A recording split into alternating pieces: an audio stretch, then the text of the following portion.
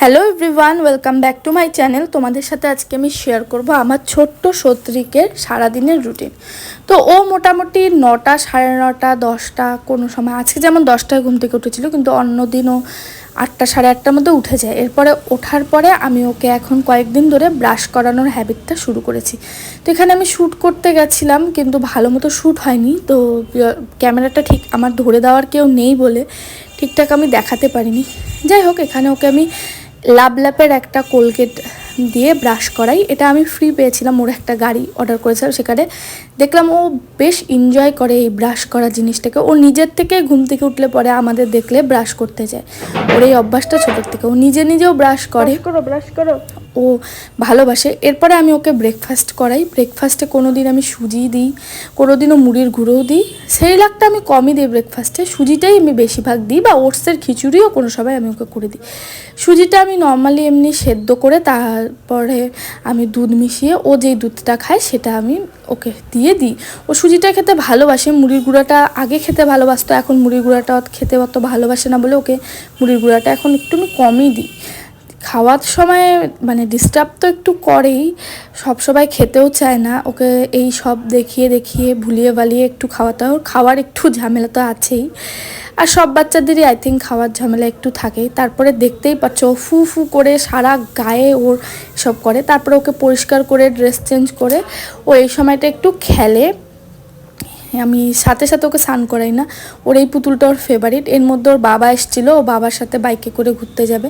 ও সকালবেলা বাবাকে দেখলেই বাইকে করে ঘুরতে যাওয়ার জন্য ও অস্থির হয়ে যায়। ও বাইকে উঠতে খুবই ভালোবাসে, আর ও অনেক ছোটোবেলার থেকে বাইকের সামনে বসতে পারে। তো ওকে নিয়ে ওর বাবা চলে যাচ্ছে একটু ঘুরতে। আমিও ভাবলাম এর মধ্যে ও যখন বাইরে যাচ্ছে, এর মধ্যে আমার যেগুলো কাজ আছে ঘরের করে নিই, কারণ এরপরে আসলে পরে ওকে স্নান করানোর ব্যাপার হবে। ওকে তেল মাখাই। ওকে তেল মাখানোটা যে কতটা কঠিন সেটা তোমরা এই ভিডিওটা দেখলেই বুঝতে পারবে, কি কষ্ট করে ওকে তেল মাখাতে হয়। আমি পুরোটাই তোমাদের সাথে শেয়ার করার চেষ্টা করেছি। আর ওকে আমি হিমালয়ের তেলটা ছোটোর থেকেই মাখাই, আবার কোনো সময় এক সময় ডাবরের তেলটাও মাখিয়েছিলাম, কিন্তু আমার হিমালয়ের এই অলিভ অয়েলটাই পছন্দ। তো ওকে তেল মাখানো তো এখন খুবই কঠিন। শুয়ে তো তেল মাখতেই চায় না, এইভাবে দাঁড়িয়ে দুষ্টামি করতে তেল মাখে। এর মধ্যে আমি ভিডিও করার জন্য ক্যামেরাটা সেট করতে ও কতটা তেল নিচে ফেলেও দিয়েছে। তারপরে আমি তেল মাখিয়ে কিছুক্ষণ রেখেই ওকে স্নান করাতে নিয়ে আসি। আর স্নান করতে ও এখানে বসতে চায় না, আজকে জোর করে বসিয়েছি। তাও এটাতে বসে, ছোট গামলায় তো দিলে পরে ও বসেই না, ও মনে করে ও বড় হয়ে গেছে। এরপরে স্নান করে ওকে আমি লোশন মাখাই, গরমকাল বলে পাউডার, ক্রিম এসব মাখিয়ে জামা কাপড় পরিয়ে রেডি করে দিই। এখন তো খাবে না, মোটামুটি একটা খাওয়ার পরে ও মানে 2-2.5 ঘন্টা 3 ঘন্টা রেস্ট নেয়। তোমাদের সাথে ওর মর্নিং রুটিনটাই শেয়ার করছি। এরপরে আমি তোমাদের সাথে ওর আফটারনুন আর নাইট রুটিনটাও শেয়ার করব।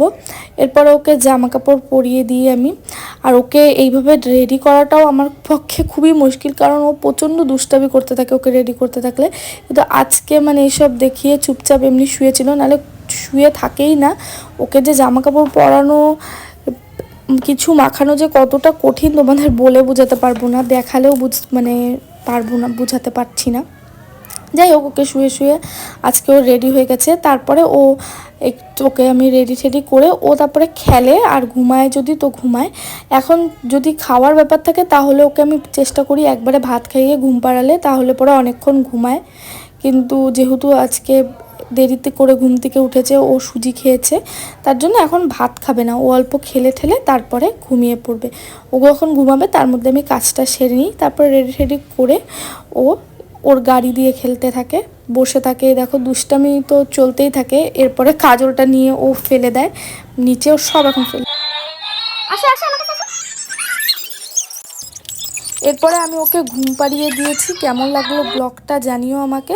এরপরে ওর নেক্সট যে রুটিন সেটা শেয়ার করব। দেখা হচ্ছে নেক্সট ভিডিওতে।